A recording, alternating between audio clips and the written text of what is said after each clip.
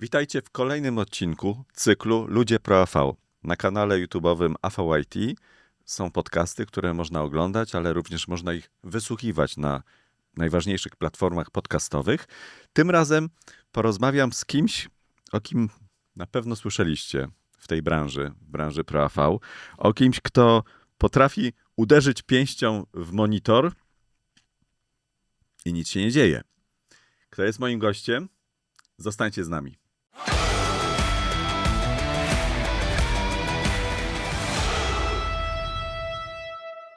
A gościem mojego podcastu jest Robert Tomaszewski i Yama.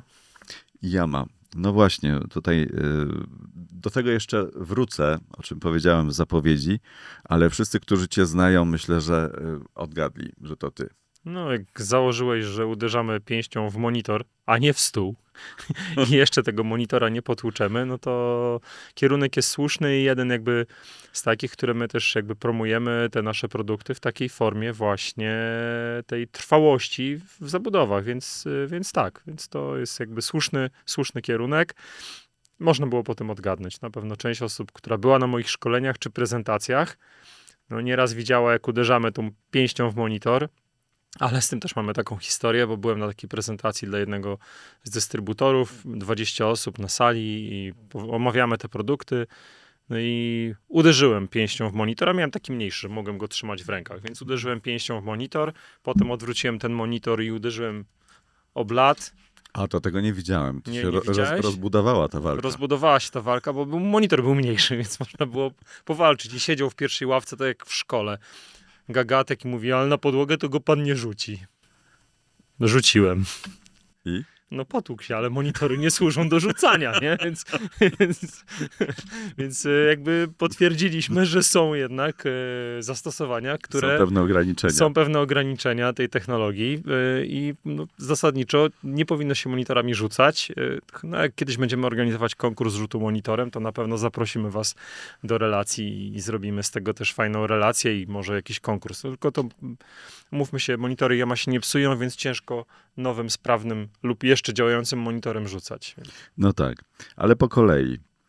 Zacznijmy może od tego, że kiedyś miałeś długie włosy. No był taki element i to dość długi w moim życiu, bo włosy zacząłem zapuszczać chyba dwukrotnie albo trzykrotnie nawet, bo to, a też taka kultura. Ja zaczynałem szkołę średnią w latach późnych 90., tak? Czyli drugiej dekadzie lat 90. To było wtedy, kiedy trzymałeś widły? Widły były wcześniej, bo zasadniczo ja pochodzę z małej wsi, 70 km od Wrocławia.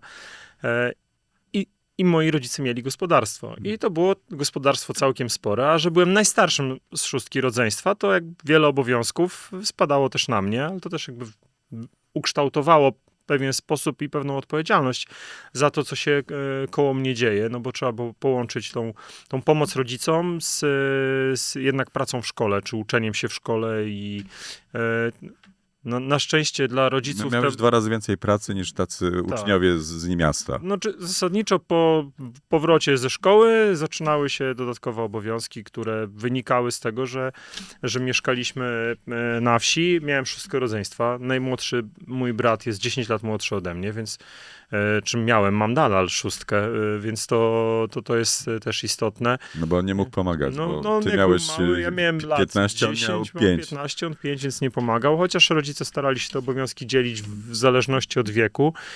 Ale to musiała być ciężka praca, prawda? To była ciężka praca i to też na pewno tej pomocy było bardzo dużo, ale każdy z nas starał się pomagać na miarę jakby tych swoich możliwości dziecięcych, ale to tak się mówi, że to dzieci nie pomagają, nie powinny pracować, to w ogóle to mit. Gdzieś tam w tych małych wioskach to w ogóle nie funkcjonuje. Tam każdy z moich kumpli, oni wpadali po to, żeby coś ze mną porobić na przykład, tak? Bo oni mieszkali gdzieś tam w jakichś A blokach. jak ty uważasz teraz właśnie, że to, bo mówisz mit, ale czy to jest dobre, że dzieci powinny pomagać, czy że raczej nie powinny? Wiesz co, to jakby...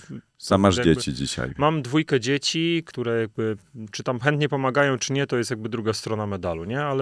Ale pomagają, ale to też jest kwestia tego, jak planujesz wychować swoje dziecko, więc nasze mają obowiązki, które muszą wykonywać gdzieś tam codziennie.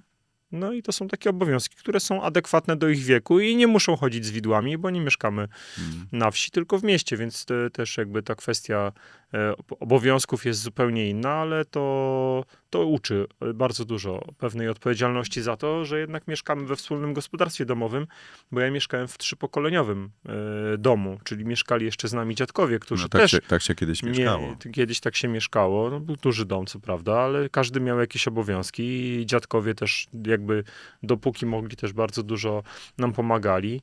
Zresztą jakby kwestia nawet tych długich włosów i powrotu, no to jakby ja argumentem za to, żeby mieć te długie włosy w stosunku do mamy, która się na to nie chciała zgodzić w tamtym momencie, było to, że babcia powiedziała, że mam mieć, bo dobrze wyglądał w długich włosach, więc to są takie historie. Sprzyjała ci babcia. Wiesz, no tak, babcia mi sprzyjała, zresztą bardzo, bardzo długo dziadkowie nam sprzyjali, no bo to też jakby całe te 15 lat jakby życia pierwsze na tej wsi, gdzie to było duże gospodarstwo, gdzie mieliśmy jednak bardzo dużo tych obowiązków i łączenie tego wszystkiego było trudne, no to też jakby dziadkowie potem pomogli mi osiedlić się we Wrocławiu w tym kontekście. No właśnie, a wtedy jak mieszkaliście razem w tym wielopokoleniowym domu, to ty już miałeś taki plan, że kiedyś to ja się zajmę taką AV-ką.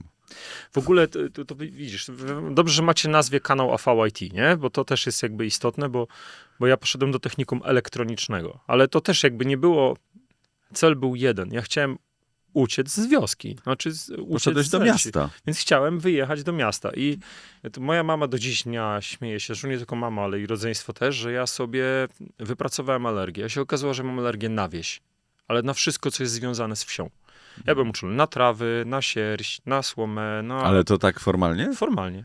Mam to na papierze. I wtedy nie musiałem płacić żadnej łapówki No za to jak to. to dawałeś radę z tymi widłami wtedy? Dawałem. Był taki rok, że miałem chyba z 7 albo 8 razy w ciągu roku zapalenie skrzeli czy coś tam, więc wysłali mnie do sanatorium, testy alergiczne, wszystko. No i wyszło, że chłop ma alergię na wieś. No, tak, No więc mama wychowuje się na wsi, a ma alergię, jest tak, problem. ale to alergia, ja uważam, że mój organizm sam ją wytworzył, nie? Do dzisiaj. No Ale to mogło być tak, że sobie tak wypracowałeś, że tak bardzo chciałeś iść do tego technikum w mieście, że mówisz, tutaj koniec. Wiesz co, to też jest jakby, ja to trochę tak uważam, ale też jakby wybierając szkołę, zastanawiałem się i myślałem o takiej szkole, która coś nam da. No i też to taki żart był w rodzinie, był prezydent elektryk, będzie prezydent elektronik, nie? No bo elektryk Wałęsa, elektronik może kiedyś Tomaszewski. Nie planuje, tak, kandydować. On też nie planował. On też nie planował, ale to takie, śmiałem się, to był taki też żart gdzieś tam w rodzinie, nie? Ale No tak. w tej samej szkole. Faktem jest, że pojechałeś do Wrocławia, jak rozumiem, do Wrocławia, tak? Tak. No. I tam poszedłeś do technikum na tak zwaną robotykę. W ogóle to było technikum elektroniczne. Jakby specjalności nie wybierało się od początku, ale chyba zasadniczo moja klasa nie dostała specjalnie wyboru, więc dostaliśmy specjalność automatyka i robotyka. No i jakby poza tym, że mieliśmy wszystkie pracownie pomiarowe, bo ja chodziłem do technikum elektronicznego, które powstało przy Elwro. Czyli to było technikum z bardzo bogatymi tradycjami, takimi No jeśli tak, bo to chodzi są o elektronikę, znane więc zakłady my... i od razu miejsce pracy przyszły. Można było, no że wtedy, jak ono powstawało w latach 70. czy 80., czy tam nawet wcześniej, to tak. Takie pewnie było założenie. To takie było założenie. Jak ja już byłem w szkole średniej, to te zakłady Elwro to chyba nawet już nie istniały w takiej formie jakiejś tam tylko poupadłościowej I to całkiem upadło wszystko. Tak, Elwro jakby nie istnieje, ale te tradycje, które oni jakby budowali latami i zresztą kompetencje, bo oni, kadra tak naprawdę, ta taka kadra, która zajmowała się tą elektroniką, kadra, która zajmowała się wszelkiego rodzaju pracowniami pomiarowymi i tak dalej, to była kadra no taka topowa. Już nie mówię o matematykach, bo matematyków mieliśmy prawdopodobnie na tamten moment najlepszych we Wrocławiu i to było nie, że jeden z tych iluś nauczycieli matematyki, tylko chyba 3 czy 4 mieliśmy takich naprawdę topowych matematyków. Fizyków mieliśmy jako jedno z niewielu techników liceów, mieliśmy doktora fizyki, który uczył u nas w szkole, więc oni naprawdę byli świetnie przygotowani. No tak, jak na liceum, no to jest a jedną z pracowni, w ogóle mieliśmy taki przedmiot układy elektroniczne, to prowadził z nami już świętej pamięci doktor Modest, a Modest był jednym z twórców żyroskopu dla Airbusa. Myślałem, że był skromny. Był skromny, tak, ale tworzył między innymi, miał bardzo duży udział w tworzeniu żyroskopów dla helikopterów Airbusa we Francji. On bardzo długo był we Francji i wrócił na emeryturę do Polski i właśnie... A jakie to były lata, kiedy to... No, on wrócił 97 rok. A, czyli to już było 97, trochę później, bo To on już nas było uczył po gdzieś tam tych, od po trzeciej tych klasy. zmianach, Tak. po 89. Tak, po 89 wrócił, ale właśnie długo był bardzo za granicą i zresztą tam, no i twórcy książek różnych takich, małżeństwo Blaumanów, którzy też tworzyli książkę o układach elektronicznych i o całej jakby technologii elektronicznej, które były podręcznikami w większości szkół w Polsce, więc mówiliśmy świetną kadrę, No to świetnych... miałeś bardzo sporo szczęścia. Sporo szczęścia i dobrze No i musiałeś być wyposażonych- zdolny, że się dostałeś w ogóle do tej szkoły. Wiesz co, to ja to zawsze raz, że mówimy, że ciężka praca, tak, ale to jednak też chyba jednak trochę tej zdolności było, bo ja miałem w podstawówce też miałem doktora matematyki, nie? Na przykład. Ja nie byłem nigdy orłem z matematyki. No właśnie to też potem, jak poszedłem już po tym technikum elektronicznym na studia na Politechnice, to okazało się, że jednak ja muszę włożyć dużo więcej pracy niż moi kumple, którzy matematyka im przychodziła od tak, to ja, żeby tam, nie wiem, zaliczyć jakiś przedmiot, musiałem przerobić cały skrypt, od początku do końca przed egzaminami. Bo to nie była kwestia chęci, czy kwestia tego, że po prostu pewne rzeczy mi nie szły, nie? No takie predyspozycje. Bo potem były studia, rozumiem, po takiej szkole bez problemu się dostałeś na Politechnikę. Dostałem się na Politechnikę, ale z racji tego, że za chwilę zacząłem pracować, jakby w czasie studiów, no to jakby też się okazało, że te studia to są dość drogie i musiałem jednak połączyć studia z pracą i to w tym pierwszym momencie było bardzo trudne dla mnie, więc zacząłem pracę w wakacje, to wtedy się otwierał nowy sklep PTR-u. Kiedyś to też tak było, że wykładowcy na studiach, przynajmniej dziennych, nie do końca jakby byli otwarci na to, żeby studenci nie przychodzili na zajęcia, bo mają pracę, a zajęcia były codziennie. Tak, Znam to, ale pamiętam i to raczej ci wieczorowi czy ci weekendowi mogli sobie pozwolić na pracę, bo mieli rzeczywiście Tak. wolne, a na dziennych to zajęcia były codziennie jak w szkole. Tak, ale no to ja właśnie próbowałem jeszcze w tym pierwszym, pod koniec pierwszego semestru, czy pierwszego roku studiów, to tam jeden przedmiot mi został taki, i to był taki trudny przedmiot dla mnie, elektryczność i magnetyzm. To w ogóle bardzo dużo takiego liczenia z cełkami, no trudne, tak? To był trudny case dla mnie i ja zacząłem pracować w tym PTR-ze. No i jak już się wkręciłem w tego PTR-a... Bo to była twoja pierwsza taka praca. Sferis PTR. Sferis PTR, bo potem to Mhm. zostało przez Sferis skupione i zacząłem tam pracować. No to jakby to wiele historii z tym PTR-em. To był sklep, który był w galerii handlowej i to tam naprawdę przychodzili delikwenci, klienci niesamowici, bo przychodził klient, który za wszelką cenę chciał kupić kartę graficzną, ale o laminacie w kolorze herbaty Tetli.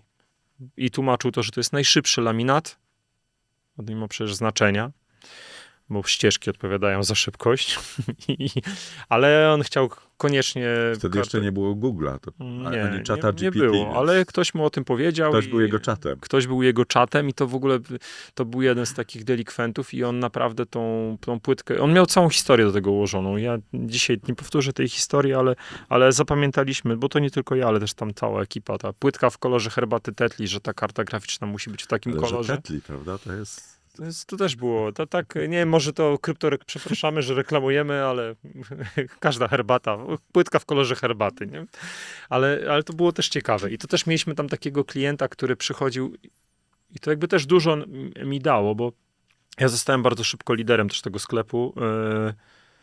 No, to pierwszy rok studiów i zaraz w tym czasie pierwszego roku studiów zostałem liderem tego sklepu, więc ja wiele rzeczy, ponieważ większość sklepów była Warszawa, Płock, tego PTR-u, a my byliśmy we Wrocławiu, więc ja dostałem taką dużą samodzielność. I to mnie wiele nauczyło wtedy też takiego planowania, bo i planowałem dostawy i pozałatwiałem sobie, że mogę jako jedyny sklep w ogóle w Polsce kupować lokalnie we Wrocławiu, gdzie mieliśmy dużo hurtowni takich IT wtedy. No, Wrocław do dzisiaj jest takim centrum IT. Tak, i zresztą to dalej zostało, więc my mieliśmy zgodę na to, żeby kupować lokalnie. To tak też poznałem Mariusza z IAMY, szefa aktualnie IAMY Polska, będąc tam i pracując tam w tym sklepie. I jakby wielu takich, no przychodziło wielu różnych klientów, ale to też dla mnie to był taki moment ultra wytężonej pracy. Dopiero po latach człowiek dostrzega, że czasami przesadził. I to był właśnie ten moment, kiedy ja na przykład przesadziłem, jeśli chodzi o pracę, a zaniedbałem wszystkie inne obszary. Czyli No bo zaniedbałeś studia. Chociażby zaniedbałem te studia, tak? Z których potem się wypisałem, bo zacząłem już pracę i zacząłem pracować i stwierdziłem, że to jest jakiś tam pomysł na życie, a potem mi trochę świat pomógł i jakby ścieżka tej mojej kariery się fajnie potoczyła i to wrócimy pewnie do tego, ale też mieliśmy takiego pana, który przyszedł i on mówi, ja będę kupował komputer. No i mówię, to dobrze, możemy złożyć ten komputer. I on wyciągnął 3 gazety, tam Komputer Świat, Chip, wtedy jeszcze jakiś reset i on rozłożył te gazety i mówi, ja chciałbym to i to konfiguruję mu ten komputer, składamy. Dobra, to dziękuję. To nie składamy zamówienia dzisiaj? Nie. I tak przychodził, wyobraźcie sobie, przez 3 miesiące, bo zaczął przychodzić we wrześniu. Przez 3 miesiące przychodził, patrzył, kiedy któryś z nas jest wolny przy stoliku i siadał i mówi, bo ja wyczytałem, on był chodzącym czatem GPT tamtych czasów, naprawdę. On wyczytał na końcu, że on już wszystko żeśmy ustalili, jaka będzie karta graficzna, jaki tuner telewizyjny. Mówi, jaka nagrywarka. On mówi, ja jeszcze tylko dysk mi już został. Mówię, dysk? No dysk. Bo ja chciałbym posłuchać, jak brzmi ten dysk. Ja mówię, jak posłuchać, jak brzmi dysk? On mówi, no, przecież tu mówi, i dokładnie tak prowadziłem rozmowę. To audiofil. Audiofil. Mówię, wie pan co, panie Zbigniewie, bo my jesteśmy tutaj w hali, tu obok jest sklep, wielkopowierzchniowy hipermarket, przecież tu pikają kasy, jest tłum, jest szum, pełno ludzi, ja sobie poradzę. Jak będziecie mieli komputer ze zmontowanym dyskiem, to był konkretny dysk, ja nie wiem, czy mogę markę firmę? Samsung Spinpoint. Już chyba nie ma tego Samsung Spinpoint i słuchajcie, i mówię, panie, dzwonię do niego, panie Zbigniewie, mamy. To ja już jestem. I za 5 minut wchodzi do sklepu, nie? Jakby czekał. On miał namiot. On miał namiot obok chyba. Przychodzi, mówię, proszę. Ja tu nic nie usłyszę. Nie wiem, jak pan chce cokolwiek usłyszeć. On mówi, spokojnie. Pyk, ściągnął plecak, słuchawki lekarskie, stetoskop i przykładał do dysku. A wmontujecie mi jeszcze Seagate'a dla porównania? I naprawdę tak posłuchał dysku, kupił komputer. Nie? A kupił? Ja myślałem, że sobie sam już złożył. Nie. Notował, co mu tam dajecie. Wiesz, to były takie czasy, jak to masz początek lat 2000, to ludzie bali się jeszcze składać komputery, tacy cywile. Mimo tego, że on bardzo dużo czytał, miał wiedzę ogromną, mógłby spokojnie pracować za ladą i mówić to, co uważa za najlepsze, to z drugiej strony on jednak bardzo nie chciał wziąć odpowiedzialności za to, zresztą jak wiele osób, za to, że ten komputer jest złożony, a już zamontowanie procesora w tamtych czasach w komputerze, a to się wigną piny, a to coś nie zadziała, a może źle dobrałem zasilanie. Różne były przypadki. No tak samo nikt nigdy nie mówił, ale na przykład jak wchodziły pierwsze procesory 2,4 GHz, to się gryzły ze wszystkimi kartami sieciowymi Wi-Fi. I był konkretny jeden model płyt głównych, który za cholerę nie działał z żadnymi sieciówkami, bo wieszały się płyty główne, te mikrokontrolery i procesory i była zbyt duża interferencja i się wieszał cały komputer. I walkę mieliśmy na przykład na 2 miesiące z klientem, bo on sprawny jak zabierał, przynosił. No dobrze, ale ty sobie tam walczyłeś, radziłeś sobie całkiem nieźle z tego, co mówisz. No, byłeś w zasadzie takim trochę szefem tego. No trochę. No tak z tego wynika, tak wydaje mi się, że byłeś. A mimo to przeszedłeś do innej firmy Computers Age, tak? Age Computers. Age Computers. Tak, bo to jakby wynikało też jakby z tego natłoku pracy bardzo dużej, wiesz? I musiał przyjść też taki reset, żeby coś zmienić. I notabene do tego Age Computers, co zaproponował mnie szefowi Age Computers wtedy ówczesnemu, Mariusz Kuczyński z IAM. I mówi, mam fajnego chłopaka, mam w Peterze, w Sferisie, tam we Wrocławiu, ale chyba już taki przemęczony, bo rzeczywiście było tak, jak jest taki samodzielny sklep komputerowy i jesteś szefem takiego sklepu, szefem, liderem, jak zwał, kierownikiem, no to odpowiadasz za wszystko. Od rozliczeń z kasy fiskalnej, rozliczeń z pieniędzy, to zajmuje po zamknięciu sklepu jeszcze dużo czasu, nie? Czyli nawet jak pracujesz tam te 8 godzin, potem ktoś się zwolnił, to już pracujesz nie 8, a 12 i to nie są takie, to nie są takie łatwe jakby historie, nie? To potem się okazuje, że ten twój dzień pracy nie trwa 12 godzin, Czasochłonne. nie trwa 8 i zaczyna to przeszkadzać, nie? I dlatego szukałem takiego miejsca też do pracy, gdzie jednak mógłbym pracować od poniedziałku do piątku, czasami w sobotę i dlatego wybór padł na Edge Computer i to już też nieistniejąca firma, zresztą wiele takich komputerowych sklepików, ale też to była taka sieć To lokalna. też był sklep. Tak, prawda? też sklep, ale tam to też już było trochę inaczej, bo Tam już nie byłeś szefem. tam potem chyba byłem, ale to też nie było tak, że tam bardzo długo pracowałem. Wszędzie byłeś szefem. Właśnie nie, Jarek, wiesz, to tak wygląda, teraz też nie jestem, ale Spokojnie, teraz dopiero 10 lat. tak, ale to takie były fajne etapy takiego rozwoju i też jakby współpracy i poznawania nowych rzeczy, no bo jak ten Edge Computer, to potem przeniosłem się do takiej firmy przetargowej. Znaczy nawet nie tyle przetargowej, co do firmy, która obsługiwała między innymi IT, obsługiwaliśmy IT firmy, która produkowała instalacje ze stali nierdzewnej dla Danona, dla browarów i tak dalej. Czyli my sprzedawaliśmy tam IT, a ktoś sprzedawał tą całą resztę blachy i wszystkiego i to też było takie marek. dla bardzo dużych marek, ale mówię, no robili instalacje stali nierdzewnej, więc pracowali na różnych projektach. I tam bardzo mocno się z kolei rozwinęła we mnie ta część przetargowa, czyli to, co dzisiaj jakby też jest istotne, bo my startujemy w przetargach i musimy trochę wiedzieć, ale też musimy wiedzieć, jak tym zarządzać. Jest przetarg, co zrobić, czy startować, czy nie startować, czy pomóc partnerowi, jak pomóc partnerowi. No to ja poznałem znowuż, czyli już przeszedłem od sklepikarza, poprzez trochę lokalnego sklepikarza do firmy, która zajmowała się przetargami, czyli już dokumentacje przetargowe, negocjowanie cen zakupu. Taki praktyczny czyli, uniwersytet. Taki bardzo praktyczny i to cały czas, jakby każdy ten etap tej mojej historii gdzieś coś dołożył do tych moich umiejętności i tych rzeczy, o których my rozmawiamy. Tak, ale nie miałeś jeszcze dużej sieciówki, dlatego przeszedłeś do Saturna. To tak. To też było... Znowuż, ja to nie nazwę tego zrządzeniem losu, ale też właśnie, ja nie pamiętam teraz, czy to mi ktoś znajomy podpowiedział, czy po prostu wysłałem zgłoszenie. To taki był też rok zwariowany, bo w czasie, kiedy zacząłem pracę w Saturnie, to w tym samym roku też brałem ślub, notabene. I pojechaliśmy gdzieś tam szkolenie miesięczne w tym Saturnie i tak dalej. No, wróciliśmy do Wrocławia i nasz Saturn we Wrocławiu, Pasaż Grunwaldzki, miał 3 razy otwarcie. Czyli to jest sklep, który był otwierany 3 razy. No, dla przykładu, nie? Czyli, bo pierwsze otwarcie tak inspektor budowlany... tak? Nie, 3 razy miał otwarcie. Pierwsze otwarcie wszedł inspektor budowlany do Pasażu Grunwaldzkiego, w którym ten sklep był i powiedział... To znana galeria jest. Znana galeria i nie możecie otworzyć, bo coś tam, drogi pożarowe niedrożne, strażak zabronił.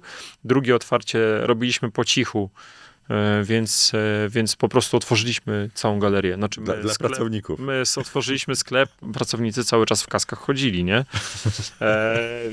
Więc to też była taka historia, a trzecie otwarcie zrobiliśmy z pompą, czyli na każdy z 3 otwarć musieliśmy zatorować sklep w promocyjny towar. No bo na każdym otwarciu coś się musiało wydarzyć, ale drugie otwarcie nie było pewne, czy będzie, więc go nie komunikowali głośno, czy czasem znowuż nie zamknie inspektor. No takie historie naprawdę, ja to się śmieję, humorystyczne, no ale to też te otwarcia, bo nie wiem, czy ty miałeś gościa, który pracował w Saturnie w Mediamarkcie kiedykolwiek, gdzieś tam. Wydaje mi się, że taki sklep wielkopowierzchniowy, elektroniczny się pojawił w czyjejś opowieści. Tak mi się wydaje. Taki doradca klienta, prawda? To doradca, specjaliści tak, są doradca różni. klienta, specjalista i no właśnie oni różnie, ale bo to Ty też się w czym specjalizowałeś? ja Ekspresy do kawy. Nie, właśnie, to już, bo to ja cały czas blisko jednak cały czas tego IT byłem, nie?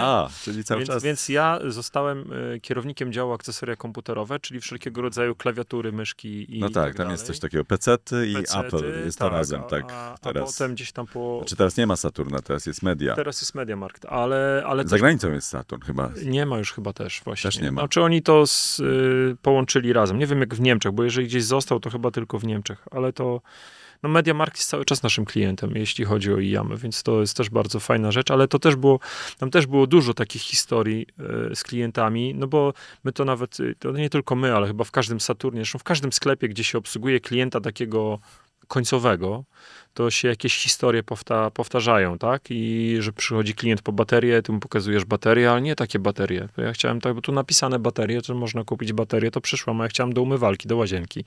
Więc to są takie historie. No, po Nikonach Clopixa to wszyscy przychodzili, więc nikt nie pamiętał, że to Coolpix. Ale miałem też takiego klienta i to już byłem wtedy kierownikiem sprzedaży tego sklepu, czyli jakby śmieję się, że drugim po Bogu. I mieliśmy takiego klienta, który przyszedł i on kupował notebooki. I oddawał te notebooki. No taka była polisa, jak dyrektor powiedział, jak chce klient oddać, bo mu nie pasuje, to przyjmujemy. Niektórzy tak buty kupują, że Tak. pochodzi, a potem oddaje. No, a on oddawał notebooka, ale potem nam wytłumaczył to bardzo sprawnie, dlaczego oddaje. On po prostu był doktorem na Politechnice i miał dostęp do komory, która bada promieniowanie elektromagnetyczne i żaden notebook w jego mniemaniu nie przechodzi testów Aha, promieniowania. czyli psuje i oddawał. Wkładał je do komory i oddawał. Nawet w ten sposób. Naprawdę chłop uczciwie powiedział, co on z tymi notebookami robi, więc to też była historia. Taki szalony profesorek. Tak, Z ale to widzisz, Jarek, bo to jest tak samo jak z monitorami dotykowymi, nie? Pojawił się Windows 8. Pamiętasz Windows 8? Jak wyglądał? Ja już byłem na Apple'u. Ty już byłeś to dawno musiałeś, od dawna. Ja od dawna. To Windows 8 jak się pojawił, to miał takie kafelki. No to coś tam to kojarzę. Windows z To kafelkami. były lata 90, nie? To już był rok tam 2007-2008, jak wchodził A Windows nie, no 8. to ja już byłem na Apple'u już Tak? dawno. No. No i on się pojawił z takimi kafelkami. Na ekspozycji 50 laptopów. Wszystkie brudne, każdego dnia rano. Bo te kafelki zachęcały ludzi do przesuwania kafelków. I to był koszmar, nie? No bo nie musiałeś czyścić jednego ekranu, tylko musiałeś czyścić 50, a dotykowy był jeden na ekspozycji. A, bo wy tam musieliście, jak tam było 100 musiał. komputerów, musieliście to wszystko czyścić. Tak, Tak? wszystkie co rano musiały być wyczyszczone. To Saturn z tych dwóch marek miał być tą marką bardziej Ja ekskluzywną. myślałem, że tak w szkole. Dzisiaj ty jesteś dyżurnym. Tak, lecisz. Nie, to właśnie, ale to takie, to cała masa takich historii. Zresztą fajnych historii, bo to świetnie się wspomina z ludźmi. To też, ja pamiętam pierwsze bitcoiny wykopane w Polsce, to były właśnie w halach takich sklepowych różnych, no bo tam 50 komputerów, ktoś wpadł na pomysł i tak chodzą cały dzień, pracują, to ja sobie zainstaluję. Komu to szkodzi? No i kopali bitcoiny niektórzy, ale to są, wiesz, to wykorzystywanie jakby sytuacji, wtedy jeszcze to nie było tak prądożerne, bo to na normalnym notebooku, no ale te notebooki były dociążone, nie? No tak, to jest wszystko włączone. Albo ktoś przyszedł i powiedział, będziemy kopać CETI. Pamiętasz CETI? Nie kopać, tylko była taka aplikacja też CETI, która prowadziła badania nad kosmosem jakieś i to była taka sieć i każdy mógł sobie na swoim komputerze zainstalować. Autor książek Erich Daniker chyba Tak. był inicjatorem. To ten, co napisał książkę, Tak. że piramidy wybudowali kosmici. Kosmici, tak, ale to śmieszne jest, że mój syn to właśnie ostatnio podniósł i mówi, że to niemożliwe jest, że to zostało wybudowane ludzką ręką, No. ponieważ przestrzeń nie przestrzeń, tylko środek piramidy odbiega o ledwo kilka centymetrów od geometrycznego środka. Tak naprawdę, więc na tak wielkiej budowli... No tak, jak teraz jak budują autostrady, się czasem nie mogą spotkać. Była taka pod Bydgoszczą. Była tak niedawno. zupełnie nie tak Ale wracając do sklepu Saturn, tobie chyba rzeczywiście tam musiało się jakoś spodobać, bo spędziłeś tam aż 7 lat. 7 lat, tak. I to też był, ja to kilka razy wspomnę Mariusza Kuczyńskiego z IAMY, no bo on, poza tym, że był jakby w tym Saturnie do mnie trafił i był moim klientem, bo kupował do domu jakieś tam sprzęty różne, to też próbowaliśmy jako jedyny Saturn w Polsce wprowadzić monitory IAMA na półki MediaMarktu i Saturna. I to tam się częściowo udało. To było trudne, bo monitory IAMA też się nie sprzedają same. Trzeba trochę się pomęczyć, żeby sprzedać taki monitor IAMA, bo to nie jest taki tak popularny brand, jak brandy konkurencji, które mają jakby portfolio różnych produktów. No i któregoś razu do niego zadzwoniłem po prostu pogadać, a on mówi, dobra. I nie wiem dlaczego, ale jakieś 3 czy 4 tygodnie później zadzwoniło do mnie AB, dystrybutor IT i mówi, że oni szukają product managera, czy ja nie byłbym zainteresowany. Czyli... Do tego przejdziemy po krótkiej przerwie. Dzięki. Zapraszam Was na krótką przerwę. Wrócimy niebawem. Partnerem odcinka jest firma Iyama, japoński producent profesjonalnych ekranów i monitorów dotykowych. Cześć, po krótkiej przerwie na YouTube'owym kanale AVIT, a w zasadzie na podcaście kanału AVIT Ludzie Pro AV, a dzisiaj moim gościem jest Robert Tomaszewski z firmy Iyama. Cześć, witam was jeszcze raz. Dzięki. Robert, skończyliśmy, że opowiadasz swoje życie i opowiadasz o tym, jak byłeś pracownikiem firmy Saturn, czyli taki Media Market. Kiedyś był Saturn, już go nie ma. I wtedy właśnie, kiedy już 7 lat tam pracowałeś w tym Saturnie, dostałeś telefon, że jest nowa praca. No jest nowa praca. Jest praca u dystrybutora. Akurat zwolnił się wakat, tak fajnie brzmi też, nie? Zwolnił się wakat na stanowisku brand managera Iyama. I ja mówię, na początku, w ogóle były 2 podejścia do tego, ale dogadaliśmy warunki współpracy wtedy z AB i zacząłem pracę w AB w 2013 roku. Mimo tego, że jakby ja Iyamę znam, bo pierwszą Iyamę sprzedałem 10 lat wcześniej jeszcze kineskopową, nie? To też jest taka historia, że... W tym sklepie komputerowym. W tym sklepie komputerowym pierwszym, jeszcze PTR, sprzedałem pierwsze Iyamy kineskopowe i to w ogóle był hit, no bo to obok tych wszystkich marek LG i Samsung była ta Iyama, która była jako marka premium cały czas budowana i ona dalej jako marka premium funkcjonuje w takim szeroko pojętym kontekście klientów końcowych. Jak ktoś szuka monitora, to mówi, a Iyama to ta super, nie? I mówię, tak, ta super, ale i tak właśnie było. Więc zacząłem pracę w AB u dystrybutora jako brand manager. No, świetny okres czasu, ale też takie fajne wyzwania, no bo ja przyszedłem do pracy i ja miałem cały czas kontakt z Mariuszem, który był bezpośrednim, tak jakby no nie tyle nawet, ja nie wiem jak to nazwać, bo ja byłem zatrudniony w AB tylko do Iyamy, czyli nie miałem żadnych innych brandów, więc miałem bezpośredni kontakt z producentem, czyli czy z Mariuszem i Sylwkiem z działem handlowym Iyamy, więc ja byłem na bieżąco ze wszystkimi nowościami. No i Mariusz to jest taki człowiek, który takie stawia kamienie milowe i punkty milowe, do których gdzieś tam dążymy i on mówi, będziemy sprzedawać 2000 monitorów Iyama miesięcznie w AB. Ja analityk, przyszedłem jako kierownik sprzedaży, Excele po prostu zawsze rozpasane, wrzucam sprzedaż aktualną, wrzucam stoki. Ja mówię, ale w jakiej perspektywie czasowej? Mówi, nie wiem, no do końca roku, albo w następnym roku. Ja mówię, ale my sprzedajemy teraz 100 sztuk miesięcznie. No jak to mamy zrobić, nie? No i zaczęło się budowanie kanału. Czyli to było znowuż budowanie kanału. Jeszcze wtedy Iyama nie miała tak wielu monitorów wielkoformatowych, chociaż mieliśmy pierwszy monitor wielkoformatowy Iyamy, to jest chyba 2006 czy 2007 rok, więc one były, ale to nie był taki biznes jak teraz, więc zaczęliśmy od desktopów. No i ja jeździłem do klientów i rynek wyglądał jak wyglądał. Zaczynały się sklepy internetowe różne, te ceny były zdeprecjonowane, nikt tak naprawdę na tych produktach nie zarabiał, klient końcowy był zadowolony, bo kupował tanio, no ale partnerzy nie byli zadowoleni. I to jakby była bardzo duża praca, żeby uświadomić zarówno producentowi, wtedy jeszcze jak byłem brand managerem AB i pracowałem notabene z Iyamą, jak i producentowi bezpośrednio, że to się nie spina. Bo wchodzimy, ja przyjeżdżam do klienta, rozmawiam z klientem, on mówi, a ile ja zarobię na tej Iyamie? A ja mówię, no tam tyle, ile trzeba, no. Jakiś tam jest próg cenowy, który musimy spełnić. On mówi, nie, na dzisiaj to ja mam 2%, to ja dziękuję, do widzenia. I wypychał mnie za drzwi. I kilka razy się tak odbiłem od różnych partnerów i za to im też dziękuję, bo to też dało nam jakby taki trigger do tego, żeby przykręcić śrubę jakby temu kanałowi, z którym my pracujemy, ale też, żeby zbudować coś, na czym będziemy mogli dalej budować, bo to od tego się zaczęło.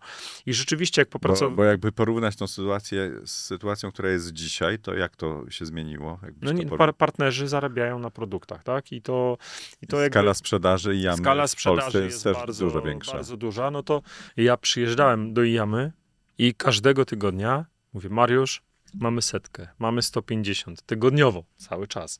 Ale na koniec roku udało nam się uzbierać łącznie tam 11 tysięcy, czyli tak koło tam prawie 1000 średnio wychodziło z całego roku. Ja mówię, to jakby to jest dobry początek do tego, żeby rozwijać to dalej. W międzyczasie takie trudne edukowanie kanału, bo już weszliśmy też w te ekrany profesjonalne, znaczy my zawsze mieliśmy jakieś ekrany dotykowe różne, no ale to znowuż, jadę do partnera i on mówi, nie no świetnie, ale ja kupuję nakładkę z Chin za 170 zł, monitor za 200, kleję razem i mam monitor dotykowy. A my chcieliśmy sprzedawać gotowe monitory dotykowe. I jakby to był cel. I trzeba było wyedukować nawet nie tyle partnerów, tylko klienta końcowego też, że on musi mieć ekran, który w pełni działa. Więc bardzo dużo pracy włożyliśmy w to, żeby te 2000 tam miesięcznie osiągnąć i też mieliśmy takie naprawdę fajne, duże przetargi, które wygraliśmy, bo wygraliśmy przetarg dla Poczty Polskiej na monitorów 20 tysięcy na przykład, w tym drugim roku mojej pracy. Więc to naprawdę wiele rzeczy zaczęło się składać i ja jak po 3 latach, prawie 3, odchodziłem z AB do IAMy, no to zostawiałem zbudowany kanał za sobą. Taki kanał, z którym potem współpracowałeś już z Yamy. Pracowałem z tym kanałem z IAMy, ale też na moje miejsce przyszedł inny brand manager i on miał już na czym pracować. Czyli on miał już jakąś bazę klientów, którzy kupowali te monitory regularnie i to też jest takie, to było takie fajne, bo ci klienci, większość tych klientów ja cały czas znam. Z większością Że mam wracają. kontakt. I oni czasami zadzwonią z jakąś tam pierdołą, czasami zadzwonią, że im coś nie działa, czasami zadzwonią, że potrzebują czegoś, a nie mogą. Mają cały czas do mnie kontakt zapisany w telefonie i to też jest taka historia. Ja zawsze jak przychodzę i gdzieś się z kimś witam, to tak fajnie dzisiaj też wyszło Robert Tomaszewski i Yama. To ja kiedyś mówiłem Robert i Yama, żeby tak miałem być zapisany w telefonie, wiesz? I to działało. Bo potem, jak ktoś nawet szukał, to sobie przypominał, że to Yama i już znalazł, do kogo ma zadzwonić. I to takie podprogowe wejście. Robert ma być kojarzony z Yamą i tak trochę zostało. Udało nam się fajnie rozwinąć ten kanał AB. Minęły 3 lata, wakat w Yama, interview na statku podczas sail eventu w Amsterdamie. Tak naprawdę Mariusz już wiedział, że będzie szukał pracownika, bo wiedział, że ten mój poprzednik Sylwek odchodzi z Yamy, będzie swoją tam działkę rozwijał, swoją firmę. I Mariusz już wiedział w sierpniu 2015 roku, że będzie miał wakat. Więc jakby szykował sobie też trochę jakby następcę na miejsce Sylwka i tak zasadniczo tak było. Od 1 stycznia 2016 byłem już w Yama. I 10 lat. 10 lat w tym roku. Zasiedziałem się troszeczkę. Będzie. Ale są dinozaury w firmie takie, które odbierały ostatnio nagrody za 30-lecie w Yamie, wyobraź sobie. No, myślę, że I to też tak samo jest. Nie tylko w Yamie tylko są. w Yamie, ale to są tacy, takie, którzy czy są naprawdę wierni. ale to też chyba wiedza przemawia, wiesz? To jest właśnie to, że no masz tu przykład po sąsiedzku, tak? Masz Mariusza Orzechowskiego, który w NEK-u też 30-lecie miał. Mariusz nie ma 30 lat, ma teraz chyba 20, będzie miał chyba 25, czyli też taka ładny Mariusz z Yamy. Tak, Mariusz z Yamy. Też mój szef będzie miał 25 lat. To też taki fajny jubileusz i on pamięta jakby wszystko, cały kanał, bo on robił dokładnie to samo, tylko budował kanał już w Yamie, jak przyszedł do Yamy pracować. I to też jest, takie są historie bardzo, no bardzo i wasi fajne. szefowie tam europejscy też, pamiętam, wiele lat. Jeffrey 30 lat też chyba już Tak. ma za sobą nasz, więc Yama jest takim fajnym miejscem do tego, żeby długo pracować. Bo ja mam nawet na to specjalną nazwę, mam nadzieję, że szefowie się nie obrażą, taka kieszonkowa korporacja. W sensie, że to nie jest duża organizacja, my się wszyscy znamy, ale mamy pewne standardy, zgodnie z którymi musimy pracować i też jakby podlegamy i to podlegamy bardzo mocno pod te wszystkie procesy, które nam jakby, one są nam nadane z Japonii, ale są dostosowane do tego rynku europejskiego i do tego, że z różnymi ludźmi pracujemy, bo my mamy w Yamie taką możliwość, że tak naprawdę pracujemy z osobami z różnych krajów, z różnych działów, czy to z R&D, czy z tym naszym pre-salesem, to są osoby, które są w różnych krajach. To nie jest tak, że to mamy ten cały unit zbudowany w Polsce, ale i to też jest fajne. Ale, to jest ale taka funkcjonujecie jako ta multikulturowa- japońska marka, japoński brand. Tak. I to też jest chyba, Japonia chyba dalej się kojarzy z wysoką jakością. troszkę się tam zmienia na wschodzie, ale mimo wszystko. Ty natomiast zostałeś w Jamie tak zwanym masterem od projektów. Tak, bo to śmieją się od... Bardzo ci na tym zależało. Nie, bo to ten master od projektów, to bardziej chodzi o to, że rzeczywiście no, z racji tej takiej i to trochę analitycznych skłonności i też dobrej pamięci, to jednak my w Jamie rejestrujemy projekty nawet na takie mniejsze ilości, tak? Czyli masz tam, ktoś potrzebuje zrobić projekt na 1-2 sztuki do jakiejś szkoły i wie, że będzie to jego szkoła, bo jest, nie wiem, 2 ulice obok i tak dalej i jemu zależy na tym, że on chciałby dostarczyć do tej szkoły i my te projekty rzeczywiście dla takich klientów rejestrujemy.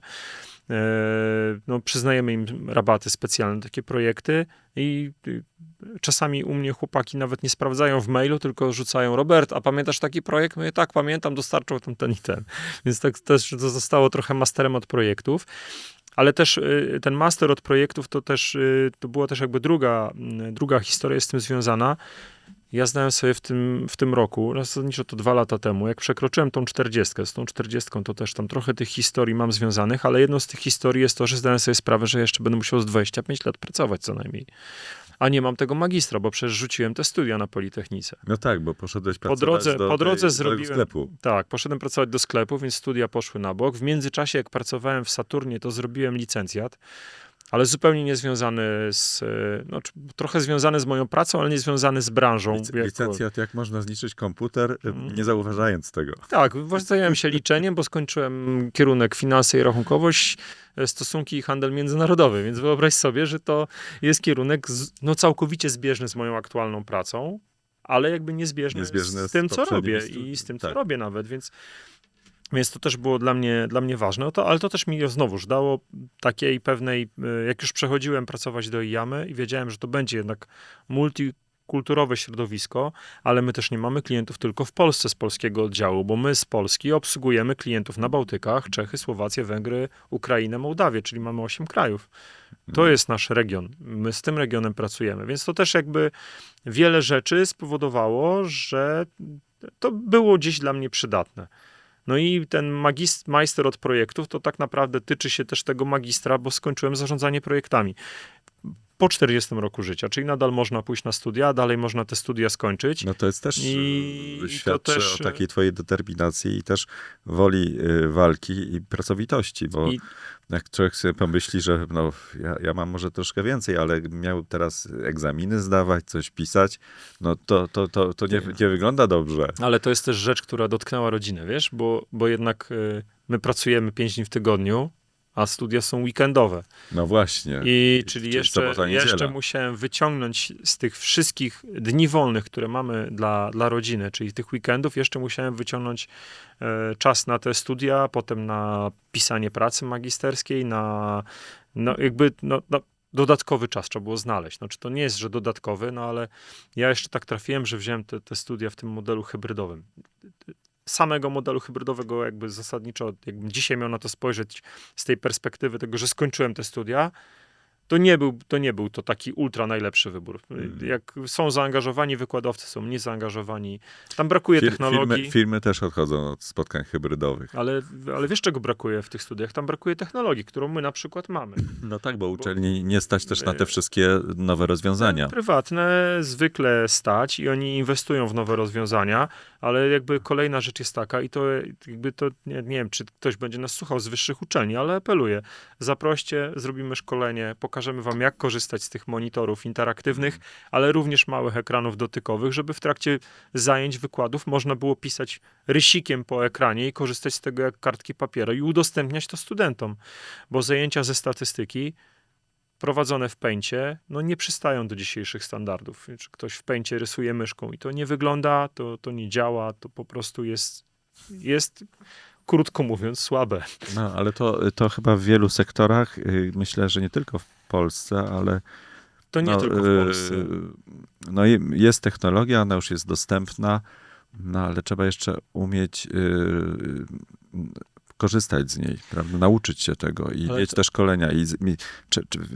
Jak nawet miałem okazję być podczas debat czy innych rozmów, wielokrotnie przedstawiciele różnych producentów o tym mówili, że dostarczają sprzęt, dostarczają system, dostarczają wsparcie, jest wszystko ok, ale potem niestety ten sprzęt nie jest wykorzystywany, jak mógłby być wykorzystywany. Jest w kilku procentach, no bo już brakuje tego wsparcia i nie wiadomo, co z tym zrobić. To jest bardzo ważne i to jest rzecz, na którą jakby ja, bo to już nawet nie chodzi teraz o firmę, bo firma, wiadomo, my kładziemy nacisk na edukację klienta.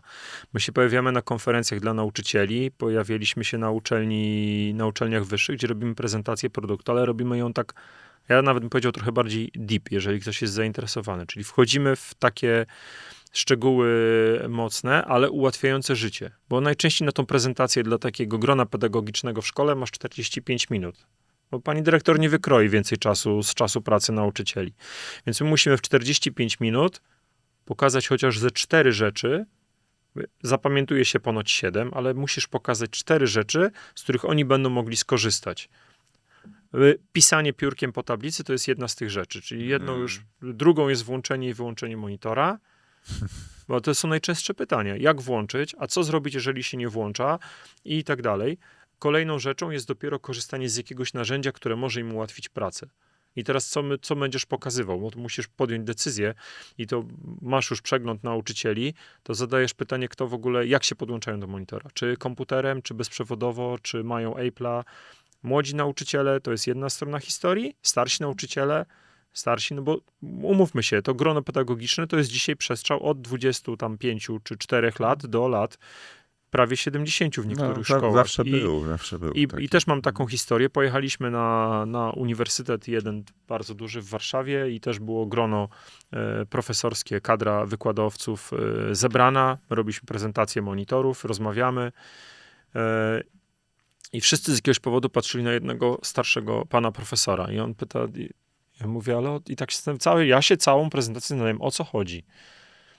I on wstaje, ja i tak nie będę z tego korzystał. No i wszyscy, ale panie profesorze, proszę podejść, spróbować, niech pan dotknie, nic nie będę dotykał, nie będę z tego korzystał. No ja mówię, ale to proszę chociaż spróbować, jeżeli nie palcem, to rysikiem. A, jest rysik. Mówię, no dobra, no to jak jest rysik, to on podszedł. Zaczął pisać tym rysikiem, dobra, niech będzie. Wiesz, dlaczego tak powiedział? No bo był rysik. Bo był dźwięk. A. Bo był dźwięk i on słyszał, jak on pisze. A, tak jak dźwięk kredy po tablicy. Po tablicy. Rozumiesz? I to są takie historie. A czwarta rzecz, którą zawsze pokazujesz nauczycielom. No to jakby były 3, włączanie, rysik. I wyobraź sobie, że ponieważ na dzisiaj jeszcze cały czas większość szkół funkcjonuje w obrębie Microsoftu, jakkolwiek, to pokazuje nauczycielom OneNote'a. Microsoft OneNote'a. Bardzo proste narzędzie. Darmowe to jest. Jest darmowe, ale oni też w tych pakietach szkolnych, edukacyjnych Microsoftu mają to narzędzie no tak, mają w natywnie, jakiejś tam wersji płatnej. Wykupione tak, więc i pokazuje im tego OneNote'a, bo w OneNote nie dość, że można wrzucić grafikę, po której możesz dodatkowo pisać, to możesz też pisać i on normalnie jak odpalisz komputer, podłączysz się do komputera kablem HDMI USB albo USB-C, to on ci przenosi dotyk i wszystko, czyli tego OneNote'a możesz po nim pisać w tym samym czasie, możesz sobie szeregować te notatki po dniach, możesz dodawać tam PDF-y, no to jest Combine. I to jest Combine, który jest mało zasadniczo promowany dzisiaj. On był trochę więcej promowany w czasie pandemii, bo wszyscy wtedy mieli być online. A teraz się odchodzi. A teraz się odchodzi. Wracają do biur wszyscy, do szkół, no nie ma już tych zajęć. Nie ma, ale był taki moment, że wszyscy musieli czegoś się nauczyć. I no to też ja od tego momentu na przykład używam Microsoft Surface'a jako sprzętu do prezentacji. No bo ja mam rysik, ja mogę w czasie prezentacji dopisać. To, o czym teraz mówisz, jest bardzo istotne, wydaje mi się też z punktu widzenia klientów końcowych, że technologia, którą ty reprezentujesz też i w pewien sposób promujesz, jest czymś, przed czym nie da się chyba uciec. W różnych miejscach pracy, w różnych zawodach, w różnych firmach, zakładach, uczelniach i tak dalej, że to chyba jesteśmy w takim momencie, że my musimy po prostu, nawet jak tego nie chcemy albo nie lubimy, że mówią, ja nie jestem komputerowy, to nawet jeśli taki jestem, że nie jestem komputerowy, no my musimy, tak jak się kiedyś zdawało, nie wiem, prawo jazdy czy kartę pływacką. No widzisz, ja karty pływackiej nie mam akurat. Ja jeszcze byłem w czasach, że się zdawało w ale podstawówce. pływam. A jedynej rzeczy, której mnie naprawdę porządnie nauczył pływać nasz nauczyciel WF-u w tym technikum, to nauczył mnie pływać żabką. Bo jestem specjalistą od żabki, nie? Żabka. Tak, to jest żabki. No, ale to taki ten. Karty pływackiej nie mam, ale tak, technologia i to my mieliśmy trochę inaczej. Nasze pokolenie. To jesteś trochę starszy, już powiedziałeś, ale nasze pokolenie miało inaczej. Ty jak dostałeś pierwszy telefon, to uczyłeś się po kolei. Miałeś telefon bez ekranu, z małym ekranem, z dużym ekranem. Tak, kiedyś jeszcze miałem taki z takim kółkiem, że trzeba było numery taki wybierać. też miałem w domu, nie? Ale A ty pamiętasz te czasy? pamiętam, więc ale to jest to samo jak my dzisiaj. Ale mój syn, przepraszam, ostatnio taki telefon zobaczył w muzeum. On miał wtedy 12 lat. Wiesz, jak się zdziwił? On podszedł do tego telefonu jak do takiego artefaktu. No bo to dla nich jest artefakt, Jarek. I oglądał go i Ale- mówi, to jest pierwszy raz w życiu, kiedy on ma tą sławkę w ręku. Tak, ale widział na filmach zapewne, Na filmach nie? Na widział, serialach tak, widział i tak tak, dalej. tak. A w amerykańskich domach, jak to WandaVision, czy gdzieś tam też podnosiła Tak, ten telefon tak, i tam dzwoniła i rozmawiała. Ale to jest część jakby... My mogliśmy się adoptować do tej technologii, tak? Od takiego naprawdę prostego telefonu z tarczą do smartfona. My się uczyliśmy, te telefony dorastały z nami, ale my przez to, że my nie dostaliśmy wszystkiego od razu, bo nie miałeś dostępu do wszystkich social mediów i tak dalej, to adoptowałeś się do tej technologii, cały czas zostając w relacjach z ludźmi. No, cały czas się ucząc jednak. Ucząc się, ale zostawałeś w relacjach z ludźmi bezpośrednich. To jak ja jadę na spotkanie z nauczycielami, to jest jeden z największych problemów, że oni dostają telefon, to jeszcze PAL 5 jak go dostają, jak mają 13 lat, ale dzisiaj 70% dzieci poniżej 13 roku życia ma telefon, może 80%. Mój syn też ma, nie? Ale to jakby jest kwestia dalej, co rodzice zrobią z tym telefonem. Czy ograniczą mu czas? Czy będą z nim rozmawiać na ten temat? Jak będą z nim rozmawiać na temat tego telefonu? Dla nas technologia jest, bo my się jej po prostu nauczyliśmy. Oni będą umieć więcej niż my, ale coś stracą, nie? To stracą właśnie te relacje. I to jest taka ultra ważna rzecz i jakby my na to zwracamy uwagę i też edukując nauczycieli, bo to jest Ciekawe, że ta część... jako brand technologiczny My jako podkreślacie brand coś takiego. technologiczny, ja wchodzę na spotkanie z nauczycielami i ja mówię, wy wiecie, że wasze dzieciaki w klasie umieją więcej niż wy, bez szkolenia. I ci nauczyciele zgadzają się w większości, wiesz, Jarek? I to jest rzecz, jak postawić na bezpieczeństwo, tak? No masz taki monitor w sali, oczywiście mamy sieć edukacyjną OSE, on powinien być wpięty do tej sieci edukacyjnej, która zabezpiecza te monitory przed niepożądanymi treściami. Oczywiście w pewien sposób je ogranicza i upośledza, bo trzeba odblokować porty, jak ktoś jest bardziej świadomy i tak dalej. No ale on dostaje taki monitor i on nie wie, co z nim zrobić. A teraz przychodzą monitory z pełnym Googlem i DLA i on chce zainstalować aplikację. Ale jak zabezpieczyć, żeby dzieciaki nie instalowały wszystkiego? Wiesz, ile czasu trwa poznanie hasła przez dzieci w szkole? 5 minut, kiedy nauczyciel wejdzie do sali i mówi, że czegoś nie wie. To pani poda hasło, my wszystko zrobimy. No Albo nie ma internetu, widziałem taką sytuację. Nie ma internetu i chłopak udostępnił swój internet z komórki. Ale to tak wygląda w wielu miejscach, nie? I to ta historia z tym dźwiękiem rysika, ta historia z jak czyścić taki ekran, to są wszystko takie proste historie i my staramy się o tym mówić i my nie mamy żadnego problemu. Jak nas partner zaprasza, żeby pojechać gdzieś zrobić szkolenie w jakiejś szkole, gdzie tam tych monitorów jest 1, 2, 5, 50, to my jedziemy i robimy szkolenie. Ale to mówię i staramy się przejść, mówię, przez od takiego naprawdę basicu do czegoś, co im może pomóc.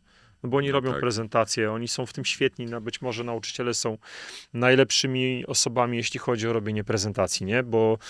Ale wiesz, to też jest jakby kwestia tego, że teraz jest jeszcze dalej w rozstrzygnięciu gigantyczny przetarg, który NASK zorganizował pod laboratoria. Słyszeliście o przetargu dużym bardzo? 16 000 monitorów interaktywnych i 16 000 pracowni AI powstanie na terenie Polski.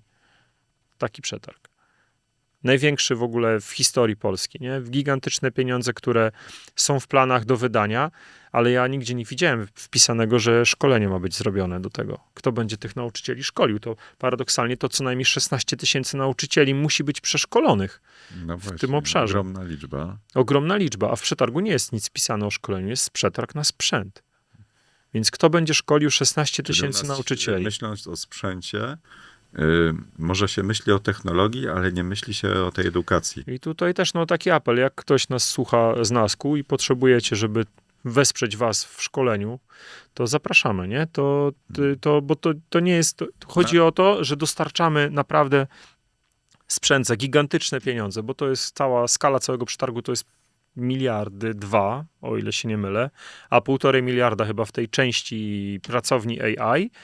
I jeżeli tam jest szkolenie, to chwała, a jeżeli to ma być dostarczony sprzęt jako sprzęt, bo to ma być cała pracownia, która ma być pracownią AI, a drugie pracownie STEM, czyli użytkowania takich nowoczesnych narzędzi w edukacji różnych i pracownie takie laboratoria z mikroskopem, z robotyką i tak dalej, takie 2 przetargi. To jest bardzo ważne, żebyśmy my tych 16 000 nauczycieli, użytkowników wyszkolili, żeby oni byli świadomi tego, co będą robić na tych komputerach. Bo to...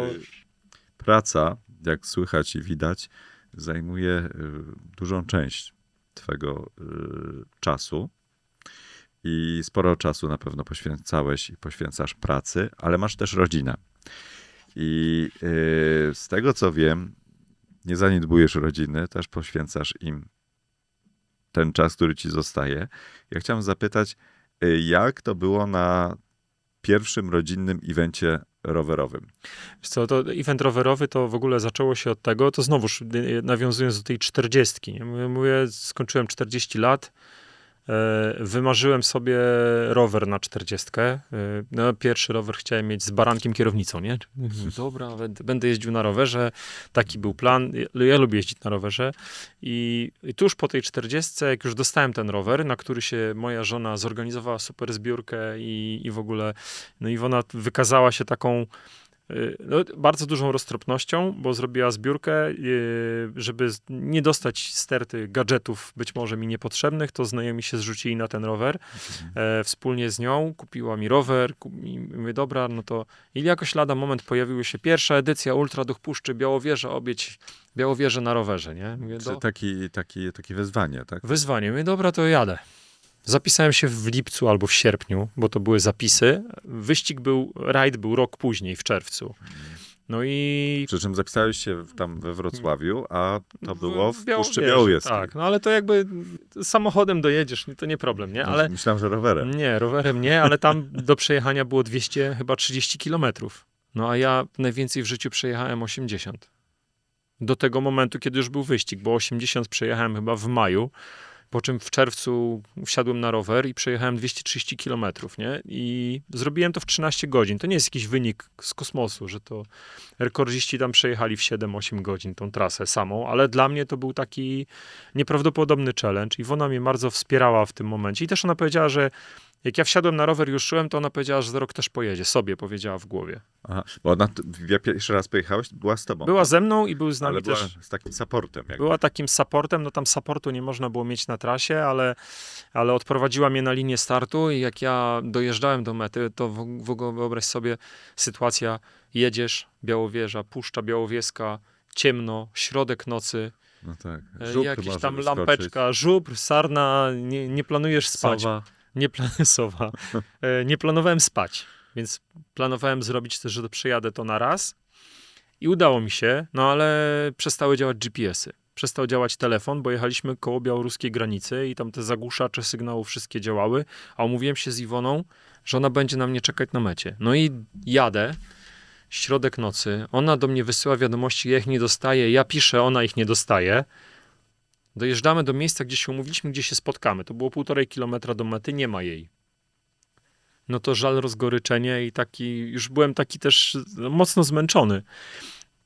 A ona mówi, no byłam, podjechałam, chwilę czekałam, pojechałam na metę i przywitała mnie na mecie, nie? No to ja miałem ogromną taką, to był taki wybuch wzruszenia, nie? Bo to, dla mnie to był jakby nieprawdopodobny challenge i zresztą potem jak rozmawiałem z niektórymi osobami, ja mówię, ale to co, że wcześniej 80, a potem 230? Że to jest niemożliwe, nawet jakby w teorii fizycznie nie powinieneś być w stanie tego zrobić, ale No to tak. potem się okazuje, że... Przeforsowałeś się? Nie, wiesz, były tylko 2 elementy, które mnie bolały, Znaczy nawet nie tyle bolały, co były niedogodnością. Tyłek oczywiście, tak? No bo to można wiele jakby zrzucić na to, że ta kondycja jakaś tam jest, bo chodzimy, jakieś tam robimy treningi, więc nogi nie były problemem. Ja jeszcze potem z tej mety do domku, gdzie spaliśmy, było 6 kilometrów, dalej pojechałem na rowerze, więc to nie chodziło o nogi. Nogi luz. Ale jak próbowałem ściągnąć skarpetki, to nie byłem w stanie ściągnąć skarpetek. A butelki nie byłem w stanie odkręcić przez tydzień, bo zabrakło małej mechaniki. Czyli całe te drgania i te nerwy, one po prostu jak od trzymania kierownicy, bo to był nie wyścig asfaltowy, tylko ja sobie wybrałem szutrowy, no to od tej małej mechaniki po prostu... A rower miałeś typu kolarka. Typu kolarka. No tak, grubszych Cieniutki. oponach. A, No tak. grubszych oponach takiego to się nazywa gravelowe opony z bieżnikiem, więc ale bez amortyzacji żadnej, tak? Więc rzeczywiście dostałem mocno w kość, nie? No i Iwona w następnym roku wsiadła już na ten rower ze mną i przejechała Ultra Ducha Puszczy Na tandemie? razem ze mną. Nie, mieliśmy na 2 rowerach, więc pojechaliśmy Ultra Ducha razem. I to był drugi rok, a w trzecim roku już ja pojechałem z Julkiem. Czyli z synem. I z moim synem, 10-letnim, wtedy jeszcze nie 10-letnim, bo miał tam 9,5 roku. I on dał radę jeździć? Ale z nim przejechałem 120 kilometrów. 120 km przejechał. Przejechał, ale on się świetnie przygotował, bo on cały maj jeździł do szkoły, to było w tym roku, czyli miał już 10 lat. Ale on się świetnie przygotował do tego, bo on cały maj jeździł na rowerze do szkoły. Mamy 20 kilometrów do jego szkoły w jedną stronę, około, tam 16,5, zależy jak pojedziemy. Więc on, jak mógł, to jeździł na rowerze. Miał swój kryzys oczywiście, nie? To on się śmiał, że mu drewny kocur zrzuca gałęzie przed koła. Ja nie wiedziałem, co to jest drewny kocur, potem powiedział, że to wiewiórka. Wiewiórka. Więc to też było śmiesznie. I już był taki zrezygnowany koło 95 kilometra, koło setki. I jedzie i spadła mu gałąź, bo był duży wiatr w tym roku, jak jechaliśmy tego ultraducha. Spadła mu gałąź i tak tuż przed rower, że musiał przez tą gałąź przejechać. Mówi, nie jadę dalej, wściekły. Ja mówię, tak patrzyłem do góry, Julek, tamta też się kiwa. Ja mówię, dobra, no to jedzie. No i to była taka też, dla niego to było takie przetarcie. On był ultra szczęśliwy, był na mecie, był bardzo zmęczony. Jego też bolały ręce, bo to jest kwestia jednak tej pracy, tej obręczy barkowej i tak dalej, ale przejechał. Przejechała też tą 120 moja siostra, czyli już jechaliśmy w 4 osoby, czyli pierwszy sam, następny tylko z żoną. W tym roku były już 4 osoby, ale w przyszłym roku zapisał się jeszcze mój brat z żoną i moja chrzestnica, czyli już jedzie 8 osób z klanu. A córka? Jagna? Córka też jedzie, to przepraszam, to 9, nie? Więc ona też jedzie, więc jedzie z nami. Ona jest młodsza, tak? Ona jest starsza, ona ma 16 lat, 16. Więc ona jedzie i to też z tymi dzieciakami to taką mamy historię. Jedną to ci opowiadałem kiedyś, że jak byliśmy na porodówce i miał się rodzić Julek, to zadzwonił do mnie jeden z moich kolegów, jeszcze wtedy pracowałem w AB i mówi, gdzie ty jesteś? Życie nie ma w biurze. Mówię, na porodówce, no syn mi się rodzi. I on tak, coś tam, no, żartujesz sobie, jaja se robisz. Mówię, nie Łukasz, jutro zadzwonię. A następnego dnia, no bo Iwona została w szpitalu, więc tak pojechałem do biura, to wysłałem właśnie takiego maila, o rany Julek. Projekt pod tytułem Julek właśnie się narodził i coś tam. No nie mógł uwierzyć po prostu, no, póki mu zdjęcia nie wysłałem. Także Łukasz, serdecznie cię pozdrawiam. A z Jagną z kolei to była też taka historia, to też mamy taki, nawet jak robię takie opisy bio, jak to moje życie wygląda, odnośnie rodziny nawet, to wpisuję Jagna, ta z Krzyżaków, żeby ona tak była kojarzona, bo to jest taka fajna, silna dziewucha, jest wrażliwa, nie? Ale to jak to dzieciaki i ja naprawdę bardzo te swoje dzieciaki cenię. A mamy taką, ja to śmieję się, mamy taką wspólną pasję rodzinną. To nie jest ich pasja, ale my podróżujemy też z namiotem, wiesz? I to też jest taki czas zupełnie inny. Śmiejemy się, że mamy swojego Sheratona, bo kiedyś kupiliśmy taki dmuchany namiot z Decathlona z 2 sypialniami po bokach i my z tym namiotem byliśmy w Rumunii, byliśmy w Norwegii, byliśmy na Słowacji, Finlandia, no to my to zrobiliśmy kawał jakby podróży i to właśnie ten zeszły rok był taki fajny, bo to był pierwszy mój urlop w życiu, kiedy wziąłem 3 tygodnie urlopu. Ktoś nie był, to polecam, bo 3 tygodnie urlopu to jest czas, kiedy naprawdę człowiek może się zresetować, a udało mi się nawet utopić przez przypadek telefon żony, znaczy zamógł jej, więc to ona też musiała się odciąć i my zrobiliśmy 8,5 tysiąca kilometrów samochodem, ale przez Litwę, Łotwę, Estonię, Finlandię, Norwegię, Szwecję, Danię wróciliśmy do Polski i spaliśmy, większość nocy spaliśmy w namiocie. I dla nich to był ogromny challenge, w ogóle dla nas to był challenge, taki rodzinny. Bo jak były takie noce, że musieliśmy na przykład przespać się w samochodzie, to nagle się okazywało, że to jest problem. A mieliśmy taką nockę, jak mijaliśmy granicę fińsko-norweską, bo jechaliśmy aż na sam przylądek północny, zatrzymaliśmy się, wysiedliśmy z samochodu, a to można było komary nożem kroić i na pewno byś coś uciął. Było tak dużo komarów i to też my położyliśmy się w tym aucie, było jasno, bo to już było za kołem podbiegunowym, więc spania specjalnie nie ma w samochodzie. Namiot mamy taki, który ma taką powłokę, że jest ciemno.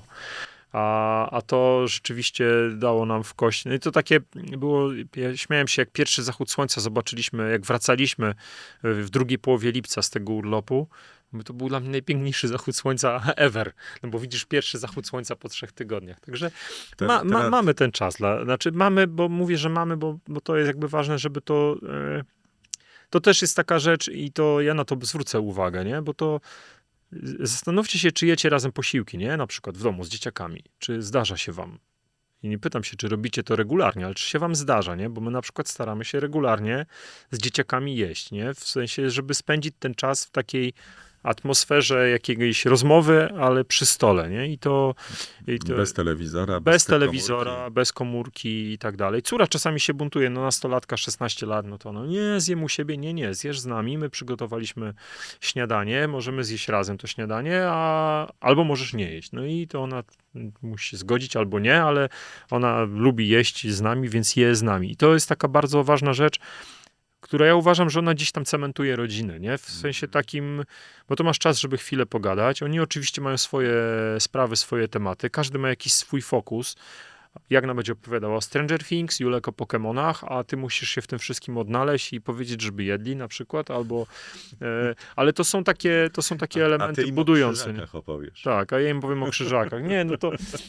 Ale to na to warto zwracać uwagę, żeby jednak te takie rodzinne więzi pielęgnować.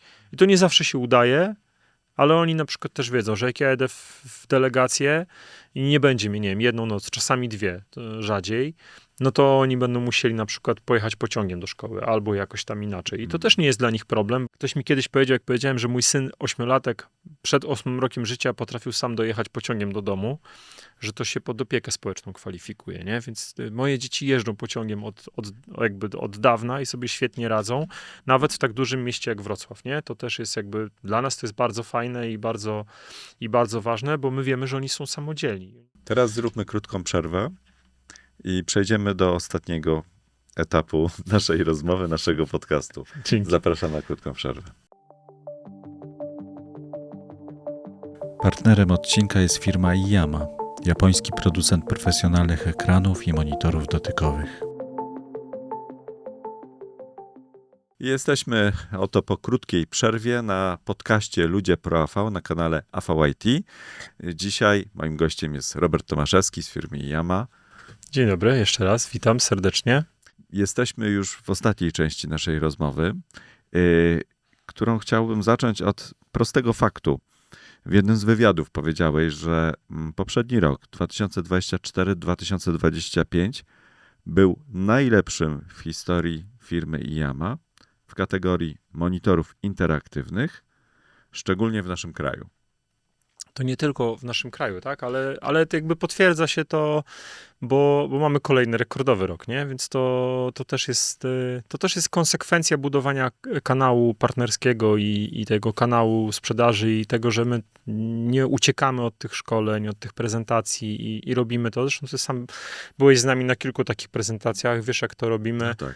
I naprawdę staramy się... Nietypowe miejsca. Zaaranżowane takie studia, można powiedzieć. Tak. I mają formę rzeczywiście takiego szkolenia, wykładu. Tak, i to udało nam się to fajnie zrobić w zeszłym roku, bo ty byłeś akurat na tej prezentacji, którą robiliśmy razem z Supremą też w Polsce i to też robiliśmy z tego, tak, na Pradze.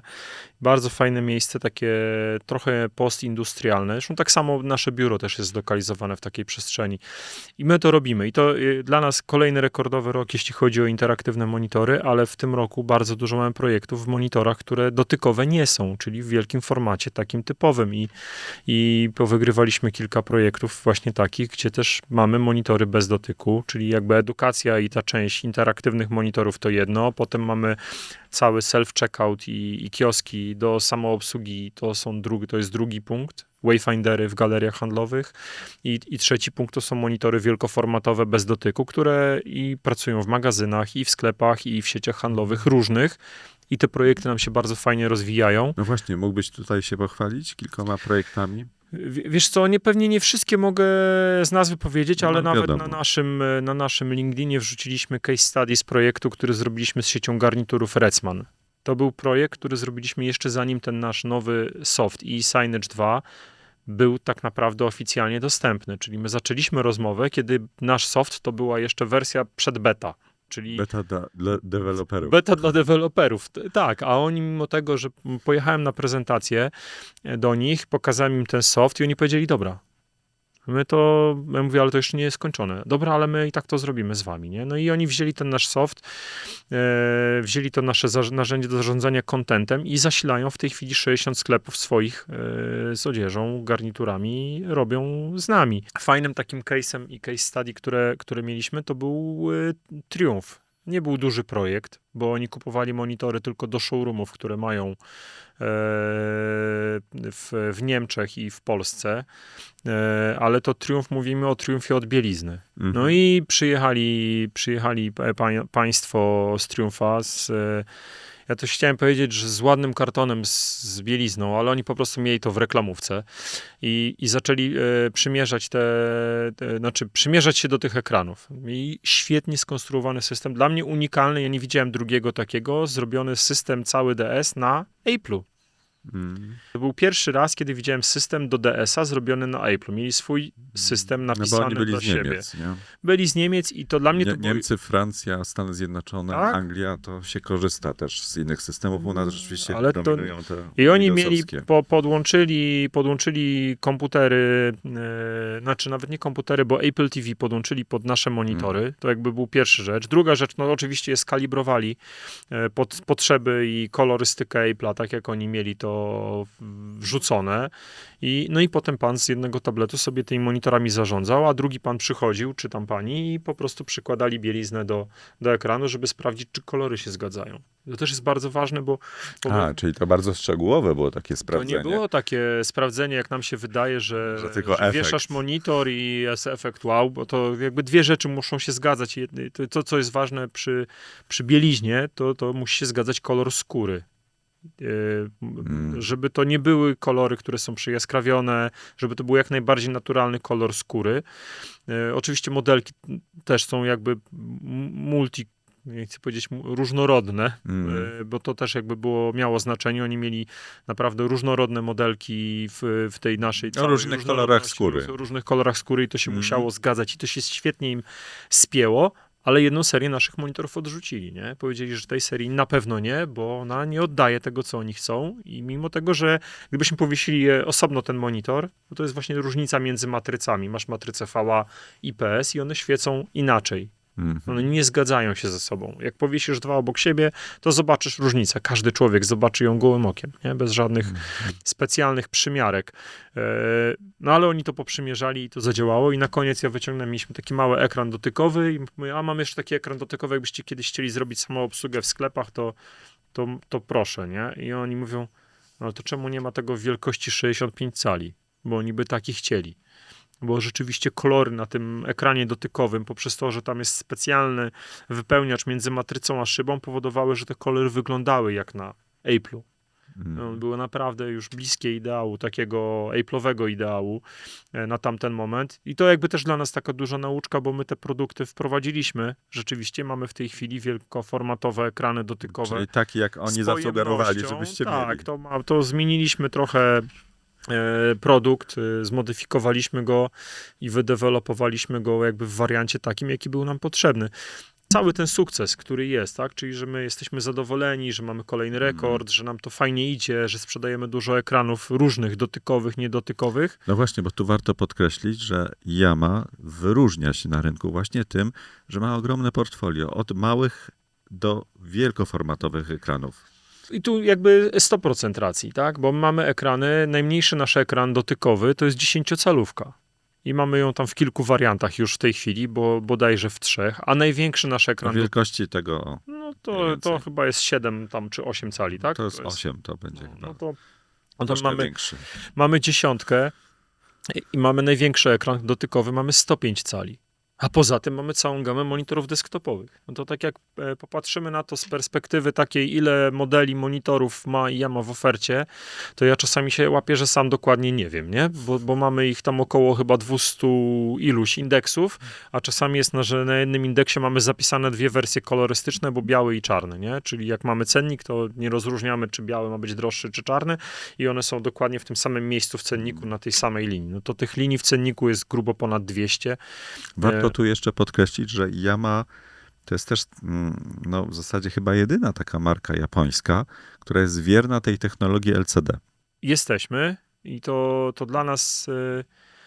Ja nie powiem, że to jest jakby wielka sprawa, bo że nie wprowadziliśmy innych rzeczy. My nie wprowadziliśmy wielu rzeczy do oferty. Nie wprowadziliśmy nigdy monitorów bezszwowych na przykład, nie? Czyli tak jak konkurencja miała monitory bezszwowe czy bezramkowe, to my nigdy ich nie wprowadziliśmy do oferty, ale są 2 rzeczy, które jakby marce Yamaha przyświecają. Jedna rzecz to jest jakby bezwzględnie absolutnie najwyższa jakość tych produktów.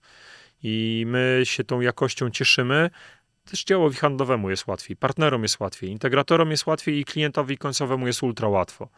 Bo ja to też... No bo to są monitory na lata. To są monitory na lata, ale najśmieszniejsze są takie telefony. Dzwoni do mnie jeden z partnerów i mówi: Robert, bo ja już zapomniałem, a jak w ogóle zareklamować ten wasz monitor, nie? To nie jest tak, że te reklamacje się nie zdarzają, ale one zdarzają się na tyle rzadko, że partner, który sprzedaje 1000 monitorów rocznie, on nie pamięta, jak złożyć reklamację, bo ostatnia mu się zdarzyła kilka lat tam gdzieś wcześniej.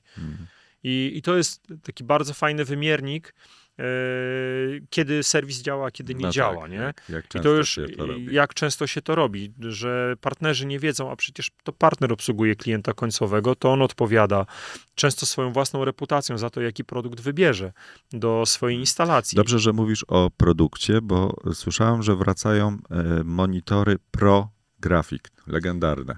Legendarne, bo ja jak sprzedawałem Yamę te pierwsze kineskopowe, potem pierwsze LCD, to one oczywiście różnie się pozycjonowały, ale mieliśmy też serię monitorów ProGraphic. Seria monitorów w formacie 5:4, bo to były 19, 17,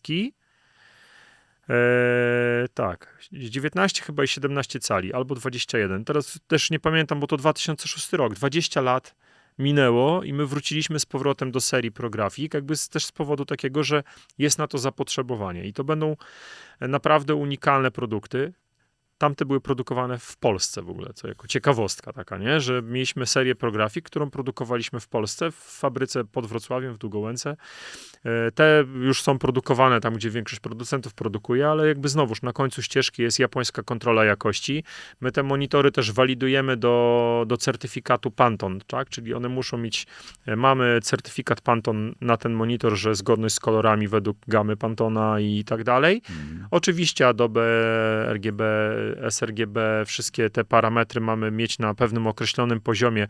Nie powiem ci z głowy, tak? Ale 2 rzeczy są fajne w tych monitorach i na to będą klienci zwracać uwagę. Jedna rzecz to to, że tam jest matryca IPS, ale o bardzo wysokim kontraście, bo to jest IPS Black matryca w wersji 2.0, czyli w najwyższej aktualnie dostępnej matrycy dla grafików i ona ma na przykład kontrast statyczny 3000:1.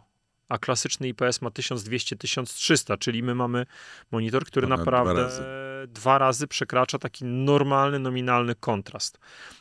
Mają wyższą jasność, mają właśnie tą certyfikację Pantone, mają KVM-a, czyli można sobie podłączyć i stacje robocze, i komputer, albo tablet. Ja testowałem to ostatnio na konferencji, podłączyłem iPada i normalnie iPad działa. Jak podłączymy klawiaturę, myszkę, to można z iPada zrobić tam mini komputer i próbować zrobić sobie z tego stację Pisać można. pseudograficzną. Można pisać, renderować pewnie trudniej, obrabiać wideo pewnie trudniej na iPadzie, chociaż wiem, że wiele osób tak też z tego No teraz korzysta. są te wersje Pro, to tam już są Tak, potężne. no i są potężniejsze. One wcale nie odbiegają dużo od tego, co Apple wrzuca do MacBooków, nie? Więc oczywiście różnią się RAM-em, pamięcią, kartą graficzną, no bo to jednak jest iPad, ale one świetnie działają, nie? Więc Tak. i to jest produkt, podłączamy go jednym kablem USB-C i mamy zasilanie tego MacBooka również, czyli mamy zasilanie, obraz, dźwięk, wszystko, tak? Jednym kabelkiem.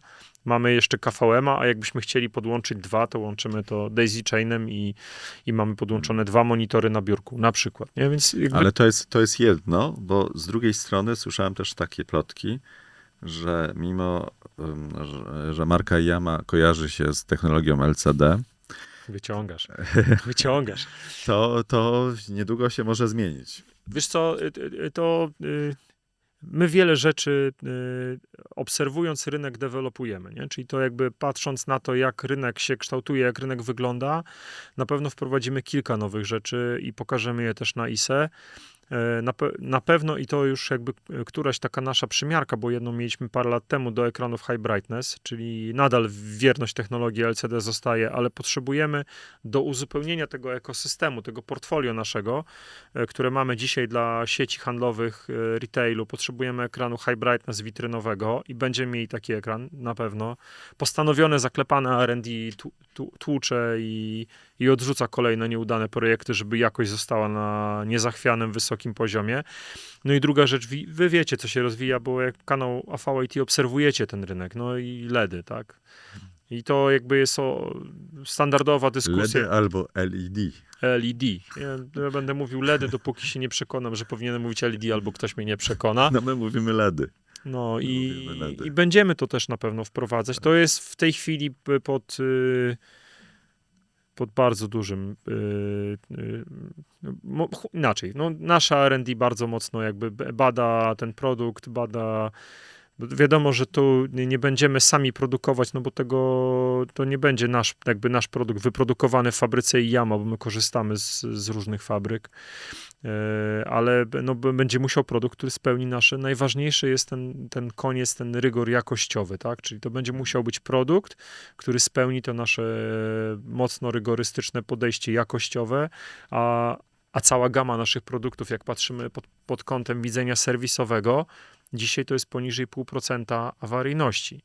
Czyli dla 250 000 monitorów sprzedanych w Polsce mówimy o tym, że ta awaryjność ma być poniżej 0,5%.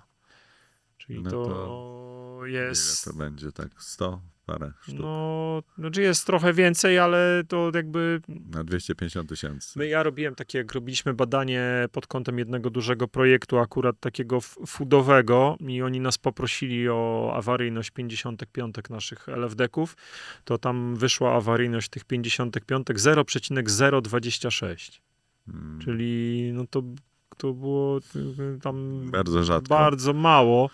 Czyli jak no to też nie była taka skala sprzedaży, my to odnieśliśmy do skali sprzedaży, że to wiadomo, że potem są różne warunki, że raz monitor pracuje pod lampą, innym razem pod wentylacją i to też są takie rzeczy, które przeszkadzają, nie? To też no tak, warunki zewnętrzne. No widzisz, no teraz z takich projektów mamy taki projekt, który robimy w jednej galerii handlowej w Warszawie i klient nam regularnie reklamował monitory, że mu coś nie działa, że mu się wieszają i mówię, coś nie tak. Okazało się, że miał to samo zasilanie, miał wpięte do wentylacji. Aha.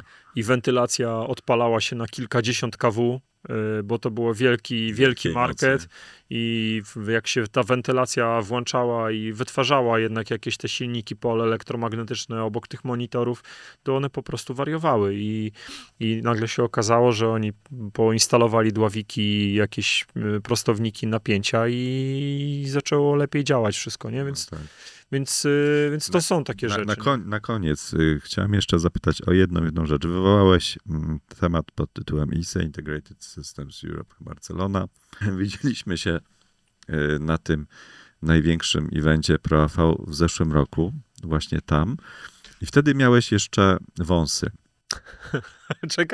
Byłem ciekawy, czy padnie pytanie o mojego Ise Wąsa. Opowiedz właśnie o słynnym, to się nazywa case study już chyba, Ise Wąsy Roberta Tomaszewskiego z Jamy. Wiesz co, no to wąsy to też jest taka... Ja nigdy nie miałem zarostu, nie? To w ogóle to jest taka historia, że Robert i zarost to nie szło w parze. Po pierwsze, moja żona nie lubi, jak zarastam, więc myślę, że nie był psi ulubionym człowiekiem, więc ona też nie lubi i ona się z tym nie kryje i ona to mówi i ona lubi, jak jestem ogolony i po prostu, ale no też, i to znowuż, nie, ta 40, mówię, ale raz chciałbym w życiu mieć wąsa. No i tak zapuściłem tego wąsa, ale jakoś tak się zaczęło w listopadzie, a mi zarost też specjalnie nie rośnie, bo jak byłem dzieciakiem, to czytałem dużo książek o Indianach i wyczytałem w którejś takiej książce biograficznej któregoś tych naszych badaczy kultury, że oni wyrywali sobie zarost. Więc ja też wyrywałem. Dlatego zarost mam w plackach. To nie jest taki normalny zarost. Ja nie zarosnę równo. Ja zarosnę placuszkami, nie? Tu będę miał kępkę, tu, gdzieś tu, trochę tu. Więc to jest dla mnie mordęga zapuścić wąsa, ale zrobiłem to raz. To było śmieszne, bo ludzie, którzy mnie nie widzą tak często i przyjeżdżają na Isę, to ty masz wąsa? No i to w kontekście takiego trochę żartu sytuacyjnego zostało, bo w kolejnym roku też go zapuściłem. A w zeszłym roku nawet nagraliśmy filmik z golenia wąsa na koniec targów ISE, bo to był ISE wąs. I tak już zostało, że To była figurka Lego. tak. Była figurka Lego, która została z wąsem, a ja zgoliłem wąsa w czasie nagrywania tego Figurka wideo. była tobą i ty mówiłeś, gdzie jest wąs? O, tu jest mój wąs. Tak. Jest taki film, można go znaleźć gdzieś tak chyba na Iyama, chyba na LinkedInie naszym go wrzucaliśmy z Na LinkedInie, Grzegorzem. tak. Tak, więc jest i nie wiem, czy będzie w tym roku, ale chyba będzie, bo tradycji musi stać się zadość. Jak nie zapuszczę, bo naprawdę ten mój wąs to rośnie sobie jak chce i kiedy chce. No to, To- musisz już zacząć, bo czasu Tak, coraz tak. mniej. Robert, bardzo dziękuję za rozmowę i życzę ci wszystkiego dobrego. Dzięki również. No i czekamy na tego wąsa. Dobra. Moim gościem był Robert Tomaszewski z firmy Yama, a to był podcast Ludzie Pro AV na kanale AVIT. Oglądajcie i słuchajcie nas na platformach podcastowych, jak również na YouTubie. Cześć!